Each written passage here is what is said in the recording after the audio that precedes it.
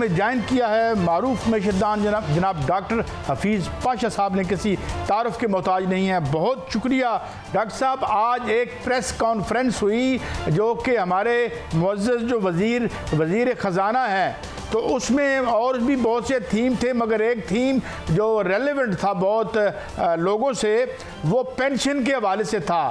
اس حوالے سے انہوں نے بات تو ملفوف انداز میں کی مگر لگتا ہے کہ اب اس پینشن میں کچھ نظام میں تبدیلی آئے گی. تو کیا تبدیلی ہو سکتی ہے اور جو پینشنر ہیں ان پر کیا اثر پڑے گا ڈاکٹر صاحب؟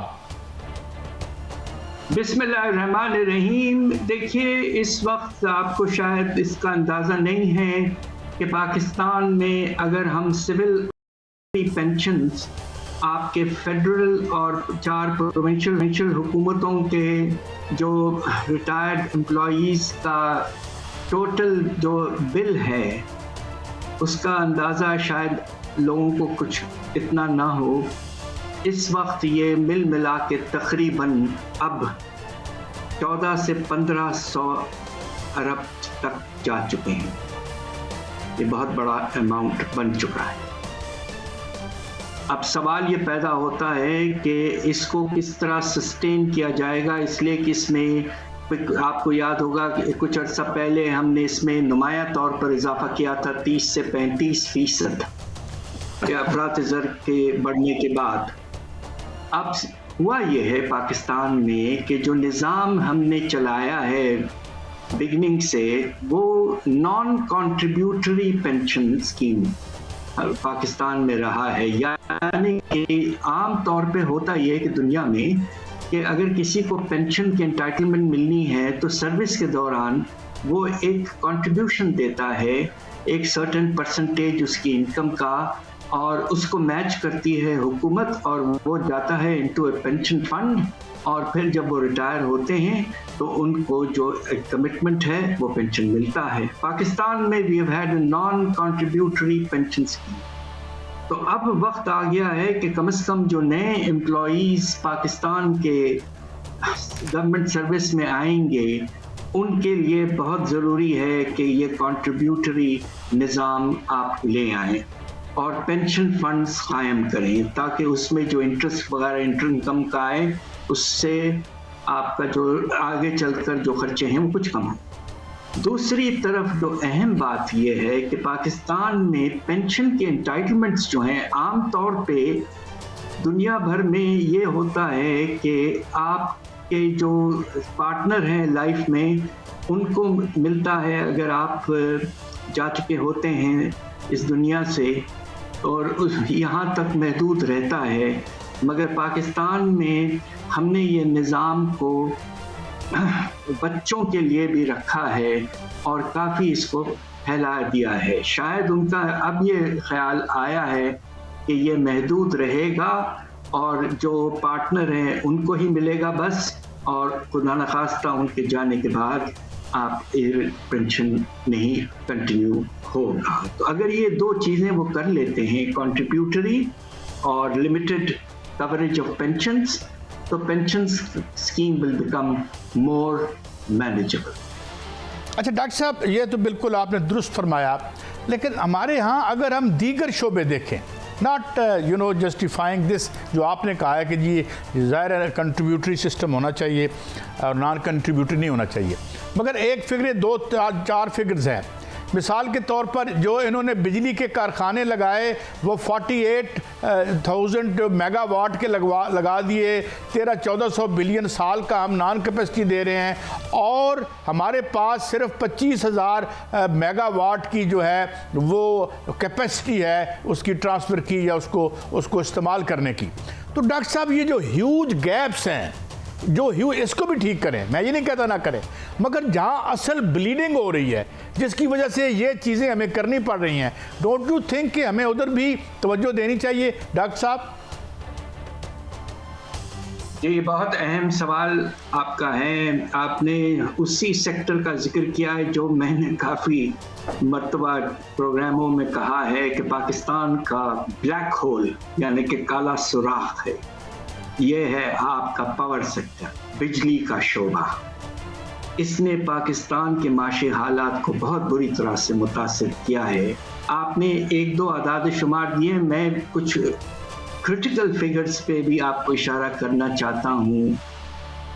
جو latest state of the industry report آئی ہے نیپرا کی, اس کے تحت آپ کو حیرت ہوگی کہ آپ ڈسٹریبیوشن لاسز جو ہیں سپلائی آف الیکٹریسٹی میں اور بلنگ لاسز دونوں ملا لیں تو آپ کو حیرت ہوگی کہ پاکستان میں یہ تقریباً 23% تک پہنچ چکے ہیں. یعنی کہ اگر 100 یونٹ بجلی آپ جنریٹ کرتے ہیں, سپلائی کرتے ہیں, تو جو پیسہ آپ کلیکٹ کرتے ہیں وہ تقریباً 77 یعنی کہ 23 یونٹس پر ریونیو بالکل زیرو ہے. اور یہ لاسز ہیں آپ کی ڈسٹریبیوشن میں اور بلنگ میں. اس لیول پر حیرت انگیز بات ہے کہ مجھے یاد ہے جب میں بہت سال پہلے لیٹ 90s میں حکومت میں تھا, اس وقت وابدہ کے پاس یہ ہوتا تھا نظام, اور وابدہ میں سمجھتا ہوں کہ بہت بہتر ایک ادارہ تھا. ان کے یہاں کل لاسز ہمارے یہاں 12 سے 13% ہوا کرتے تھے, جو آج 23% ہو چکے ہیں. اس لیے کہ ڈسٹریبیوشن کمپنیز ہم نے بنائی, اسکوز بنائے وابدہ سے نکال کر. اس کے برعکس آپ دیکھیے کہ بنگلہ دیش اور ہندوستان میں جو ٹوٹل لاسز ہیں وہ وہاں بھی اس وقت کل ڈسٹریبیوشن اینڈ بلنگ لاسز 10 سے 11% ہیں. جب اتنے لاسز آپ کے ہوں گے تو آپ کے ٹیرفس بہت زیادہ ہوں گے, زیادہ بڑھیں گے تو اور لاسز ہوں گے. آپ ایک وشس سرکل میں پھنس چکے ہیں. اور پرابلم یہ بھی ہے کہ جس طرح آپ نے کہا کہ اوور ایکسپینشن ہو گئی بجلی کی کیپیسٹی میں, تو فکس کاسٹ بہت بڑھ گئے ہیں, اس لیے کہ اکانومی میں اتنی گروتھ ہو نہیں پائی. پارٹلی اس لیے بھی نہیں ہو پائی کہ ٹیرفس بہت ہائی تھے. تو ہم ایک بہت ہی خطرناک وشس سائیکل اور پرابلم میں پھنس چکے ہیں, اور بجلی کا شعبہ ہمارا ایک کالا سوراخ بن چکا ہے ہماری معاشی حالات. ڈاکٹر صاحب, اب ہم بہت سے انٹرنیشنل معاہدوں میں بندے ہوئے ہیں. دنیا ایک خاص نظام معیشت کے تحت چل رہی ہے. انقلابات کے زمانے لد گئے کم از کم وقتی طور پر. تو اب کیا سلیوشن جو ہیں, مثال کے طور پر اب نظام تو دو ہی تھے, یا کمانڈ اکانومی تھی یا یہ آپ کی یہ اکانومی ہے, یا اس کا یہ جو برانڈ ہے نیو لبرل اکنامک پروجیکٹ کا. اس کے اندر تو سلیوشن کہیں نظر نہیں آتا. امریکہ, یورپ, ہر جگہ قیمتوں سے برکس نکل گیا لوگوں کا. اگر اتنی چوکس معیشتوں میں یہ ڈیلیور نہیں کر رہا تو how while staying within this economic structure we can repair our system, یا اس میں سے کچھ بہتر نکال سکتے ہیں؟ دیکھیے بات یہ ہے کہ پاکستان نے مختلف ماڈلز کو ٹرائی ضرور کیا ہے. حد سے زیادہ نیو لبرل نظام ہم نے فیلڈ مارشل ایوب خان کے زمانے میں دیکھا, جب پرائیویٹ سیکٹر کو بے شمار مراد دیے گئے, جس میں لائسنسنگ رجیم, سبسڈائز کریڈٹ, بونس واؤچر وغیرہ وغیرہ.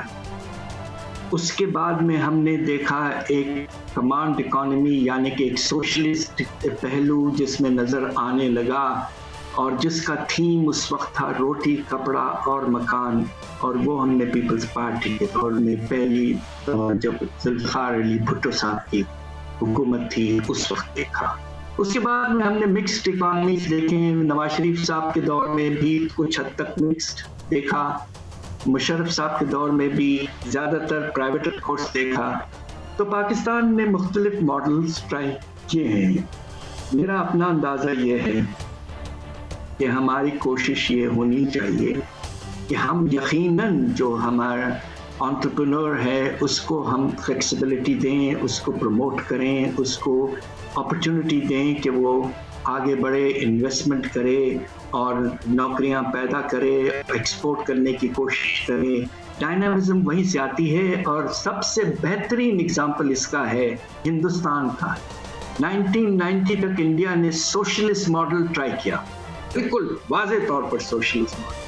اس کے بعد میں وہ سوئچ ہوئے ٹو نیو لبرل ماڈل, اور آپ کو حیرت ہوگی چونکہ میں UN کا انڈر سیکرٹری جنرل رہ چکا ہوں اور Hindustan was part of my territory, تو جب میں پرائم منسٹر منموہن سنگھ سے ملا تھا کوئی 15 سال پہلے جب میں UN میں تھا، انہوں نے مجھ سے یہ کہا کہ ہم نے آپ کا ماڈل فالو کیا 90 کے بعد، نیو لبرل ماڈل، اور دیکھیے ہندوستان میں کتنی کامیابی ہو پائی ہے۔ مگر اس کی ایک وجہ یہ ہے کہ ہندوستان میں انہوں نے ٹیکس کے نظام کو اچھا رکھا ہے، اور ہمارے ہاں ہم کل جو کلیکٹ کرتے ہیں 9%، 9.5% GDP کا، ہندوستان میں 18% کلیکشن ہے۔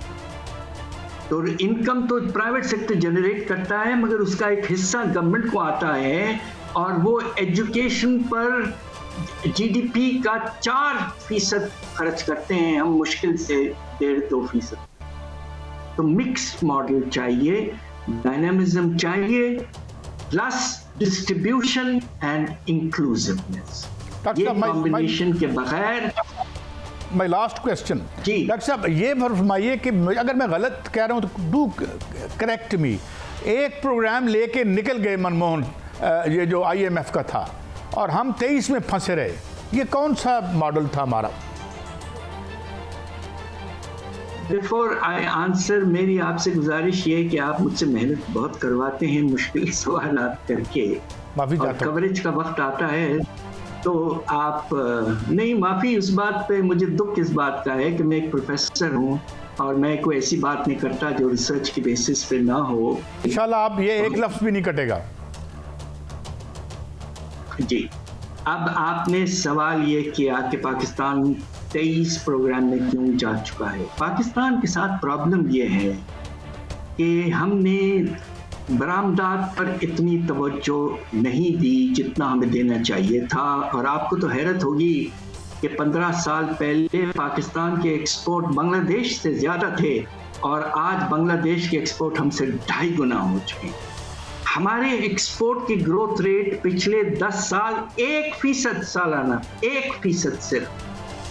ہوتا یہ رہا ہے کہ جب پاکستان کے پاس قرضوں کی وجہ سے اور یا مختلف ترقیوں کی وجہ سے کچھ پیسہ آ جاتا ہے تو ہمیں درآمدات کرنے کا بڑا شوق ہے۔ ہم امپورٹ بے تحاشا چیزیں کر لیتے ہیں، گاڑیاں کر لیتے ہیں، بجلی کے چیزیں خرید لیتے ہیں، فون خرید لیتے ہیں، وغیرہ وغیرہ وغیرہ، کھانے پینے کے اشیاء بھی باہر سے منگوا لیتے ہیں۔ تو اس کے نتیجے میں آپ کا تجارتی خسارہ بڑھ جاتا ہے۔ تو IMF کے ساتھ آپ جاتے ہیں تو کچھ پیسہ آتا ہے، کچھ بلڈ اپ ہوتے ہیں ریزروز، پھر آپ ختم کیے بغیر بھاگ جاتے ہیں IMF پروگرام سے۔ ایک ہی دفعہ ہم نے IMF پروگرام مکمل کیا ہے، اور وہ بھی اس وقت جبکہ 16 ویورز ملے تھے۔ تو اب یہ ہے کہ Pakistan has to behave like a sensible nation, export پہ توجہ، امپورٹس کی ماڈریشن اور ریزروز پہ کانسنٹریشن، اور سیلف سفیشنسی کی طرف رجحان بڑھائیں،